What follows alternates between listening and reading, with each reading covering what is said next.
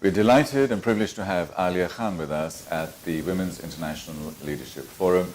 There are 500 women out there and about 100 speakers from all over the world who have joined us. They're thought leaders, they are game changers. We have actually one game changer with us. Alia, you are certainly one of them. Thank you, and wonderful to see you. You too. And we found out that Alia, we know the family and everything is so cool. So we are bizarre how that happens. Absolutely bizarre how it happens, Yeah. but it's wonderful to connect. Alia, what's your story? Oh gosh. What's the thing behind all of this?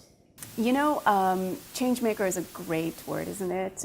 Words, I should say. I think we all, at some point in our lives, realize our purpose, and then we go after it. And it doesn't always happen as planned. I always say when you make a business plan for a business, don't count on that, because whatever you've written as that perfect little plan to launch your business and make it successful never happens that way.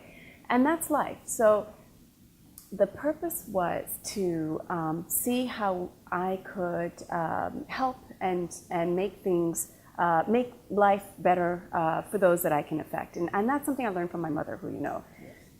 And so the idea was always stay within your circle of influence and always try to influence whoever you can to the best of your ability. For me, leaving California and coming to this region meant getting back in touch with my roots.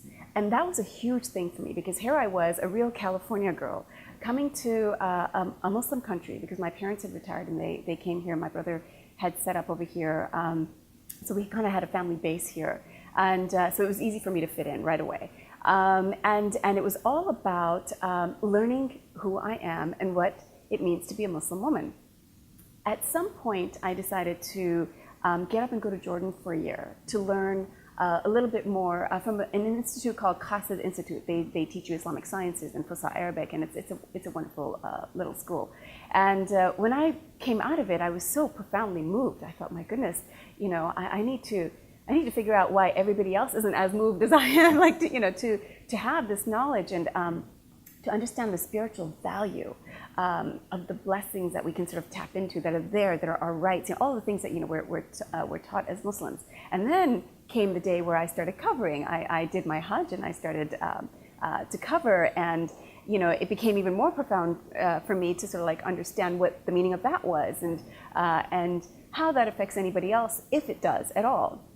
And I was being told by the media it affects everybody. Everyone's pissed off in Europe, in France. They don't like it if So I was sort of getting all these mixed messages from the media about what it means to be an outwardly Muslim woman who kind of has to wear that identity when she starts to cover. So for me, setting up the Islamic Fashion and Design Council was a very personal journey. First and foremost, because I wanted to understand how you could be more stylish. So it was a very sort of straight up aesthetic reason, to be more stylish and more fashionable while still observing whatever, your faith-based values are. And that was wonderful, because I realized that the options are great. Then and it wasn't the council when I first explored this. It was about coming up with my own line. But when I started doing the due diligence, I realized there's no council, there's no even agency, organization, or a chamber of commerce that can give you specific data or information when you want to get into modest fashion. So for me, there was an opening here, and I thought, you know what? It sounds to me like anyone that wants to be in this space, which is huge, by the way. It's, what is it, depending on what report you listen to, it's heading towards a $500 billion spending power. So I thought, we need to sort of bring this industry together, and we need to come up with initiatives to really help support and develop it. And that's how the Islamic Fashion and Design Council came up. It really, I didn't know where it was going to go. Yes, I did. Under a lot of pressure from a friend of mine who's very savvy with business and Islamic economy, said you must have a business plan and you must have a plan of action on how you're going to do this, and I did. But at the end of the day, it was just like it was taking a life of its own. It was opening its own doors. Are you working with the Islamic Economy Initiative here? Yes. Well, I mean, I'm most grateful, and I have to say, to the DIEDC, Dubai Islamic Economy Development Center, because Abdullah Awar, who's the CEO, has been fantastic and so supportive, and the Dubai Chamber, everybody over there has been incredible. So I would say we've got a very friendly relationship, and it's been wonderful to sort of support them or help them wherever they've required it. But what's really nice about IFDC is that it genuinely is a global initiative. So we have 9 offices worldwide, and we work with governments, we work with media entities, retailers. We try to support and develop opportunities for the industry players, the designers, and it's been really rewarding. You're now being embraced by a lot of Western designers also. I saw recently a fashion show which, in London, I think it was, where there was the complete Islamic line. Are you part of that process? Are you influencing those kinds of decisions? Well, I mean, London Fashion Week definitely did do some wonderful things for Islamic and modest fashion. And I would say all the fashion weeks are getting savvy to that. And we do partner with fashion weeks as well. But I know specifically when that happened with London Fashion Week, the media sort of was calling us from all over. And it was wonderful to be able to help support and develop. So we took that and we sort of recognize the opportunity in it for the designers. We worked with CNN to get some of the ladies that were featured on the runways into CNN to be interviewed. So we try to really keep the story straight, if you will. We really try to help people to understand. And by default, what's happening is that IFDC is helping to almost rebrand this image of Islam. Would you consider rebranding yourself from Islamic fashion to ethical fashion, to modest fashion, through the new fashion? Yeah. Tariq, it's really interesting that you're asking that question, because I think that was a question that was constantly being asked me right from the beginning.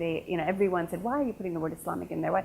Look, the bottom line is, I think people are trying to bend and shape and mold things into making it more appealing and appeasing, sort of like the general audience. And for me, I don't think that's 100% embracing the truth.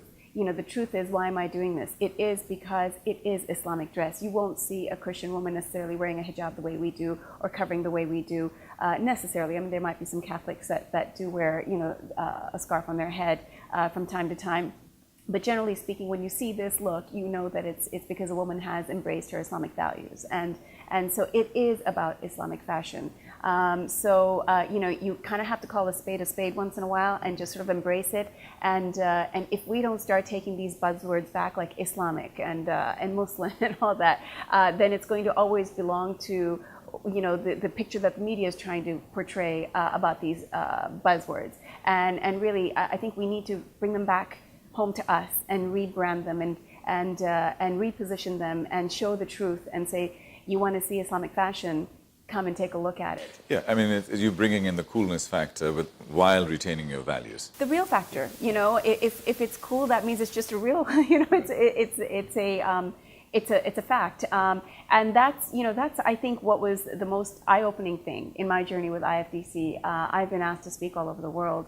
I've been to Italy, Europe, all sorts of Western countries, and the number one thing that I get approached with when I finish my talk is the Western women will come up to me and say, you've changed our impression of Muslim women, and that feels nice. That's rewarding, because I didn't expect us to become as successful, as big as we have.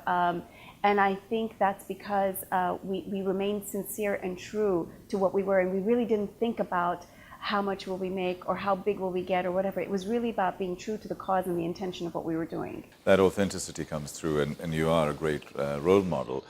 Extending from that, your role here at the Women's International Leadership Forum, what are you doing and what panels are you on? Yeah, so they've asked me to be on the Game Changers panel, which is great. I'm very excited about that. We have a lot to say. We have a lot to talk about. And I want to make it clear, I never got into this because of fashion, although as fun as fashion is, and there's a lot of benefits to loving fashion. To me, still there's an emptiness, to that space. So it would be too shallow for my liking if it was just about that. When you talk about Islamic fashion, and again, you're going back to those words, there's a deeper meaning. There's a reason. There's a purpose. There's all of these meaningful sort of like this wisdom that comes out of why we do what we do and why we embrace the lifestyle that we embrace. And really, that's the story to tell. And that's what gets people. So when you talk about game changers, I can't think of a bigger, idea that has changed the fashion scene than Islamic and modest fashion. I mean, it's come up with a storm. How are you inspiring young girls who are, 13, 14, 15-year-old girls who are being completely dominated and absorbed by Western environments? How do you inspire them? Yeah. And what do you say to them? You know, Tariq, it's not our job to inspire them. We're not a religious council at all. I mean, my goodness, I'm sure some people buy the scarves from the designers and wear them as sarongs on the beach over their bikinis. It's not about telling you how to dress or what to dress or where to, and for your information, I think it's interesting to note that those 13, 14, and 15-year-old girls are inspiring themselves. There's just this natural inclination that young ladies tend to have to whatever style that they'd like to embrace. I mean, I have this one young lady who's a wonderful, wonderful girl, dynamic, lovely, subtle personality, and she's so inclined towards wearing a hijab, and none of her family is of that opinion at all. In fact, I think, she was saying jokingly that I get into a fight with my mother because when we go to a beach in Spain, she says, "You're wearing too many clothes." and I'm always afraid that, I'm not wearing enough. So, it's a very natural thing, and it has to be naturally inspired. I don't think we can try to inspire each other to be any way other than just the best of ourselves. Is the council more an advisory leadership role, or you have a commercial component within it? Yeah, so the council, I think naturally by default, we have to take that role where we do end up being the mouthpiece, and we do speak on issues. We get called by a lot of media, and there's a lot of hot topics surrounding this, so it's just a very natural call to make to us. We do have a commercial arm where we are trying to increase the opportunities for the designers. We have gotten into consulting now, and that's a big area because you'll find, you've mentioned, even like the mainstream designers, the Western designers have come into the space, and sometimes they've been met with mixed reviews, and it's because they've failed to show that they understand this audience. And if you don't embrace your audience, then you're not pretty much going to win their loyalty. So, there are some issues that we are helping people to work through. So it's about advocacy and it's about changing people's sort of thinking and paradigms. Yeah, just helping them to develop their understanding. It's still an unclear area. Sure. Did you do much work in France in terms of all of the hijab issues and discussions that were going on there? Because we've seen it in the media quite a lot. Yeah. And frankly, I don't quite understand it. I mean, you just do whatever you want to do. Yes. Why would you be restricted? Well, look, I think France can take care of themselves. I think what France wants to do, I think it's unfair to say France in general. We can't generalize because there's a lot of French people that are beautiful and very kind and very, very sympathetic to how it must feel to be sort of under that kind of a spotlight. But yes, once in a while you get the minister making a comment, or you get somebody from the media or whatnot. I mean, we're involved to the point where we do get approached by media whenever there's like a hot topic, especially when it comes to the French. So we say our two bits, and we try to sort of keep things as genuine and wholesome as possible. We try not to manipulate that opportunity for any reason or purpose, because I think if you're real and if you tell them, look, we have no reason to sort of feel intimidated by this. This is an opinion. I mean, the world is full of opinions, some good, some bad. Yeah. And I think what that does is by default, it becomes an example for those that might feel intimidated or might feel a little bit upset by the harsh notions that the French might tend to come up with. And that's what it's about. If you remain calm and someone wants to come and attack you, eventually I believe the calm energy wins, so I think that's how we have to live our lives. In your life, how do you make a difference? What makes you mad? Oh my goodness. Don't talk to my siblings and my parents to verify what I say, because I don't know what they would say. Look, I think it's really about being sincere.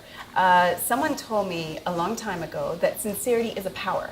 And I really, for some reason, that really affected me. I really sort of sat and thought about that. I was like, sincerity is a power. It's so true. Sincerity is a power. No matter who it is, what religion, what background, what faith, what their name is, if you are sincere in everything you do for everybody, somehow that makes a bigger difference than anything else. So that would be my key. Wonderful, thank you. And my last question is, if we project you 20, 30 years from now, what story will we be telling about Alia? What have you achieved on your 80th birthday? If we came to celebrate your 80th birthday today, and we're saying, Alia, what a wonderful lady, what is the story we'll be sharing? What is the new story? What are the new stories that are being written? You know, to be honest with you, I don't know if anything will be written, because I really don't know if that should be the mission or if that's really my my vision. I do tend to come under that sort of type of a spotlight, I suppose, and I suppose, you know, what does get written, I'll be honest, you know, does affect me. You know, what people say hopefully is the right picture. So going forward, I hope it's always the right picture. But more importantly, I really hope, Tariq, you, me, and everyone makes a huge difference in calming down this chaos that's going on right now in the world. You know, there's a lot of stuff going on, and it's not necessary, and it feels a little bit, quite a bit manipulated. And so I think if we refuse to give in to the manipulation, and if we just stay very true and connected with each other, that would be the best thing people could say. And what is your final message to the ladies who are here at the WIL Forum and some of the issues that are being addressed at this forum? Any final thoughts and comments for them? Yeah, and I think they would say this too. Learn to take both sides.